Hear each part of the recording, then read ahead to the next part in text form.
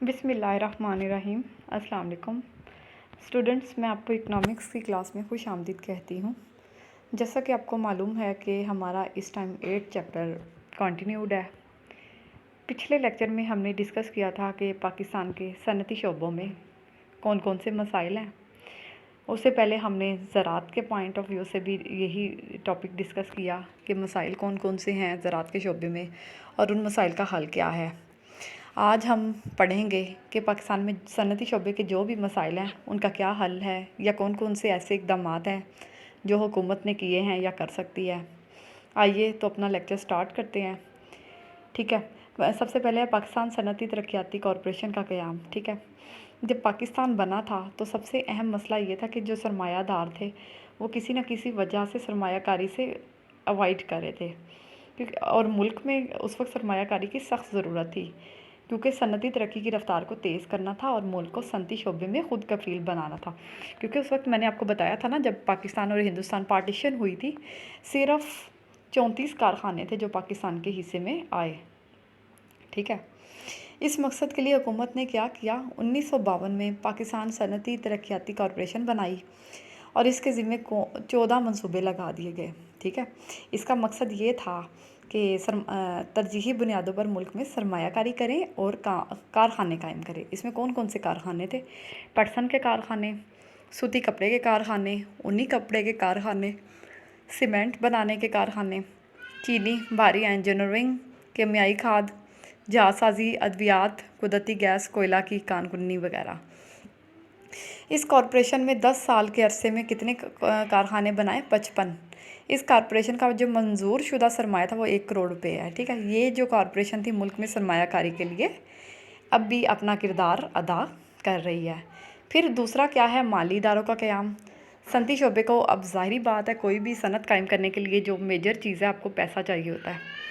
صنعتی شعبے کو مالیات فراہم کرنے کے لیے 1949 میں صنعتی مالیاتی کارپوریشن بنائی گئی۔ ٹھیک ہے، اس نے اپنے جو فرائض ہے وہ بہت اچھے سے تو سر انجام نہ دے سکی، لہٰذا 1961 میں اسے صنعتی ترقیاتی بینک کا درجہ دے دیا گیا۔ یہ بینک صنعتی شعبے کے لیے ملکی اور غیر ملکی کرنسی میں کیا کرتا تھا؟ قرضے دیتا تھا، کیونکہ مقصد یہی تھا کہ ملک میں کسی نہ کسی طرح صنعت کو فروغ دیا جائے۔ یہ درمیانے اور بڑے درجے کی صنعتوں کو کیا کرتا تھا؟ قلیل مدت کے بھی اور طویل مدت کے بھی قرضے دیتا تھا۔ ٹھیک ہے، اور اسی طرح صنعتی شعبے میں وسائل کی فراہمی کے لیے 1957 میں پاکستان صنعتی قرضے اور سرمایہ کاری کی کارپوریشن بنائی گئی۔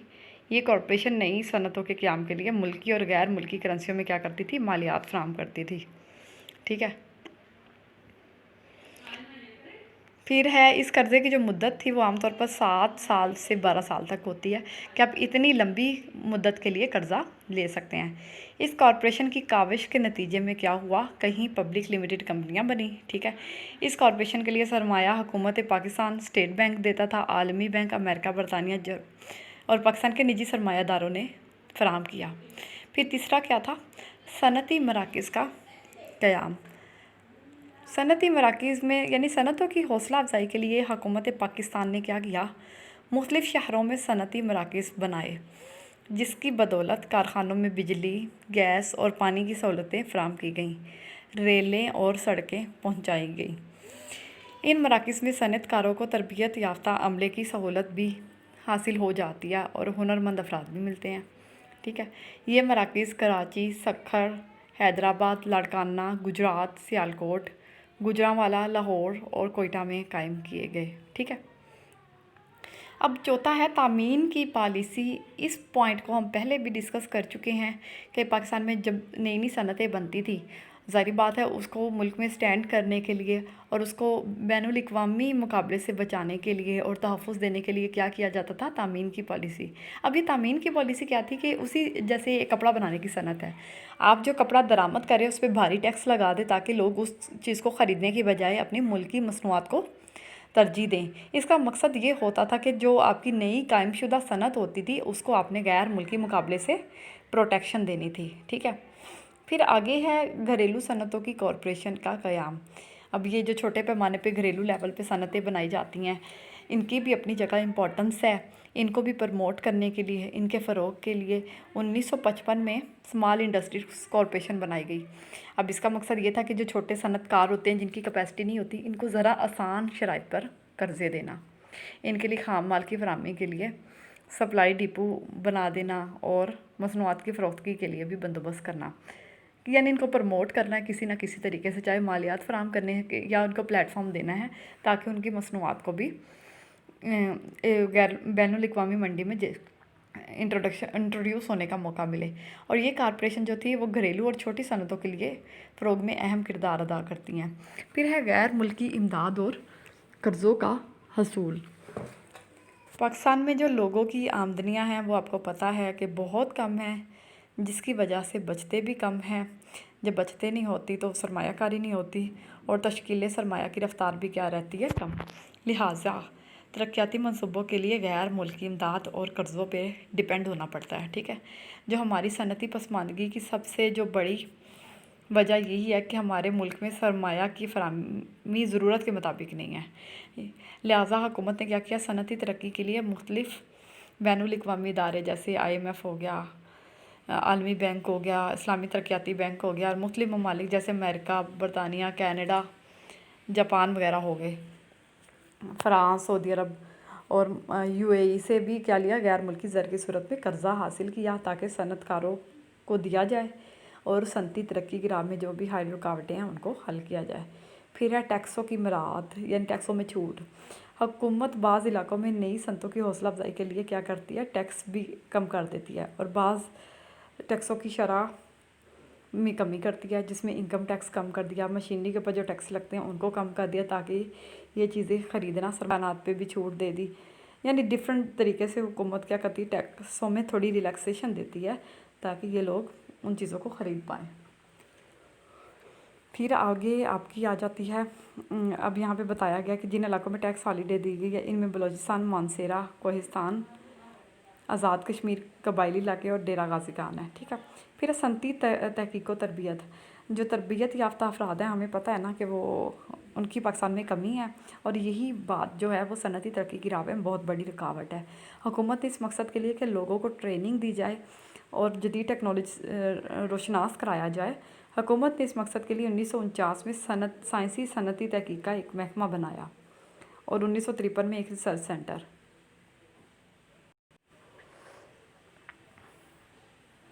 ठीक है, जिसके तहत जो कराची, लाहौर और पेशावर में क्या किया गया, रिसर्च लेबॉर्ट्रीज़ बनाई गई। 1949 में अमेरिका का एक इदारा है जिसको AIDA के नाम से जानते हैं, ठीक है, उसके ताउन से पाकिस्तान में सनती फ़नी अमदाद का सेंटर लाहौर में बनाया गया। 1955 में स्वीडन के ताउन से Swedish Pakistan institute of technology बनाया गया जो कि छोटी सनतों के आजिरों और अरकान को तरबियत देता है। फिर है सनती मशावरती मराकज़ का क़याम। ये काउंसिल जो है सनती कारखानों की निजी इस्तात बेहतर बनाने में क्या करती है, मदद देती है और इसके तहत लाहौर और कराची में सेंटर टेस्टिंग लेबॉर्ट्रीज़ भी बनाई गई, ठीक है। अब ये जो लेबॉर्ट्रीज़ बनाई गई इनका मकसद क्या था कि जो ख़ाम माल है और तैयारशुदा माल है उनकी क्वालिटी और उनका मेयार चेक करें और उसको मज़ीद बेहतर किस तरह से किया जा सकता है उसके लिए भी राय देती है या हेल्प करते हैं। फिर बीमार सनती यूनिटों की बहाली। पाकिस्तान में अक्सर सनती यूनिट है जिसमें टेक्सटाइल, राइस और दीगर शामिल है। ये बहुत अरसे से खसारा बर्दाश्त कर रहे हैं या फिर बंद पड़े हैं, ठीक है। लिहाजा अब इनकी ज़रूरत इस बात की है कि इनको बहाल किया जाए या फिर शफाफ तरीके से निजकारी करके इनको दोबारा से ऑपरेट किया जाए, ठीक है, और नफ़ावर बनाकर इन यूनिटों की पैदावार में इजाफ़ा किया जाए। फिर है 11वां क्या है, सनती खाम माल की बिला तातुल फराहमी। जो सनत के लिए जो चीज़ें खाम माल के तौर पे चाहिए, जो चीज़ आपने पैदा करनी है उसके लिए जो भी रॉ मटेरियल चाहिए मसनूआत की तैयारी के लिए या मुल्क की दरामदी ज़रूरी खाम माल की रसद, इसको उन्होंने देखना होता है कि विदाउट एनी डिले या रुकावट के बगैर ये पहुँचे सनतों तक ताकि सनती पैदावार में टाइम से इजाफ़ा किया जा सके। इस ज़मन में क्या है, निजी सनतकार और हुकूमती इदारों को मिलकर काम करना चाहिए। फिर है तवानाई की बाकायदा रसद। तवानाई यही होता है ना, बिजली और गैस की ज़रूरत के मुकाबले में कम पैदावार की वजह, ठीक है। आपको पता है ना कि जो बिजली और गैस की ज़रूरत के मुकाबले में कम पैदावार की वजह से वापडा को क्या करना पड़ता है, लोड शेडिंग करनी पड़ती है। ظاہر بات ہے جب سے لوڈ شیڈنگ ہوگی تو آپ کی صنعتی یونٹ وقتی طور پہ پیداوار نہیں بنا سکیں گے۔ وہ کہتے ہیں لیکن اس طرح کا کوئی سیٹ اپ بنانا چاہیے، کوئی متبادل ذرائع ڈھونڈنے چاہیے جس سے آپ پیداوار کو بڑھا سکو، کیونکہ ہمارے ملک میں یہ کافی بڑا ایشو اب کافی حد تک اس کو قابو کر لیا گیا ہے، لیکن یہ لوڈ شیڈنگ آپ کو پتہ ہے پیپلز پارٹی کے دور میں بہت زیادہ ہوا کرتی تھی۔ ایک وہ بھی وقت تھا جب 24 میں سے 20 گھنٹے لائٹ نہیں ہوا کرتی تھی، ٹھیک ہے نا۔ تو اب کوشش یہی کرنی چاہیے کہ بلا تعطل بجلی اور گیس کی فراہمی صنعتوں کو کی جائے تاکہ وہ اپنی پیداوار کو بڑھا سکے۔ اشیاء کی درجہ بندی اور بہتر معیار، ٹھیک ہے، اشیاء کی جو مصنوعات کی درجہ بندی اور معیار کو خرید و فروخت میں بہت زیادہ اہمیت حاصل ہوتے ہیں۔ ہمیں پتہ ہے بین الاقوامی منڈیوں میں اشیاء کی باقاعدہ آپ درجہ بندی کرتے ہیں، تو اس میں ظاہری بات ہے آپ کی اشیاء کا معیار ایسا ہونا چاہیے جو بین الاقوامی منڈی میں دوسرے ممالک کی تیار کردہ اشیاء سے مقابلہ کر سکے۔ اس لیے آپ کو دیکھنا ہے کہ معیار اچھا ہو، پیکنگ اٹریکٹیو ہونی چاہیے تاکہ دوسرے ممالک کے لوگ آپ کی چیزوں کو دیکھیں۔ عالمگیریت کا یعنی گلوبلائزیشن ہو گئی ہے تو دوسری اشیاء بھی آپ مقابلہ کری ہوتی ہے، اس لیے اپنے معیار کو بہتر بنائیں اور گریڈنگ کریں۔ پھر اب مزدور مالک کے خوشگوار تعلقات، مزدور اور مالک کے جو تعلقات ہیں وہ کیا ہونے چاہیے؟ خوشگوار، خیر سگالی کی فضا پیدا ہوتی ہے، مزدور استحصال سے بچتے ہیں اور عاجل ناجائز دباؤ اور ہڑتالوں سے، ٹھیک ہے۔ آپ کو پتہ ہے نا کہ یہ ایکسپلائٹیشن ہوتی ہے، لہذا پیداوار کا تسلسل اگر مزدور اور مالک کے تعلقات خراب ہوں گے تو پھر پتہ ہے نا کہ مزدور دل جمی کے ساتھ کام نہیں کریں گے۔ اس لیے کوشش ہونی چاہیے کہ ان کے درمیان خوشگوار تعلقات ہوں تاکہ وہ بھی دل لگا کے کام کریں۔ اس طرح مزدوروں کا استحصال نہیں ہوگا، وہ ہڑتالیں نہیں آئے روز کریں گے تو پیداوار بڑھائی جا سکتی ہے۔ پھر متوازن اور پائیدار صنعتی پالیسی، پاکستان میں متوازن ترقی کے طریقے کو ہی اپنا کر آپ کیا کر سکتے ہو؟ ایک ہی ٹائم میں کئی صنعتوں کو ترقی کی راہ پہ لا سکتے ہو۔ خاص طور پر صنعتی اور زرعی شعبے کی بیک وقت ترقی بہت ضروری ہے، کیونکہ یہ دونوں صنعتیں میں نے آپ کو کل کے لیکچر میں بتایا تھا انٹر لنکڈ ہے، یعنی جو صنعتی ترقی ضروری ہے زراعت کی ترقی کے لیے اور زرعی ترقی ضروری ہے صنعتوں کی ترقی کے لیے، یہ بات ہے۔